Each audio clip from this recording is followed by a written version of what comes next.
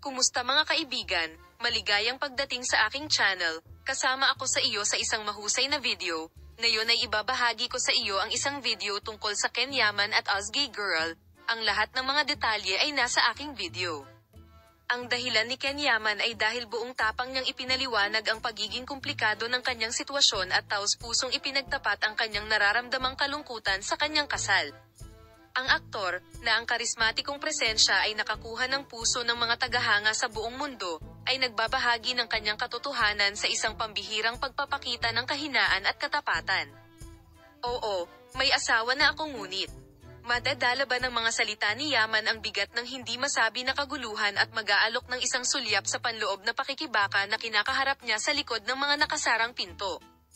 Bagamat ang kanyang pampublikong katauhan ay nagpapakita ng kumpiyansa at kagandahan, sa ilalim ng ibabaw ay namamalagi ang isang lalaking durog sa paghihiwalay ng mga hindi natutugunan ng mga inaasahan at hindi nasagot na mga tanong.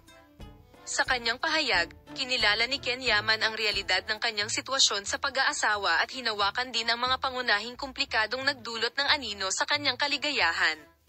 Sa kabila ng mga pagpapakita, inamin ng aktres na nakakaramdam siya ng matinding kalungkutan sa kanyang pagsasama.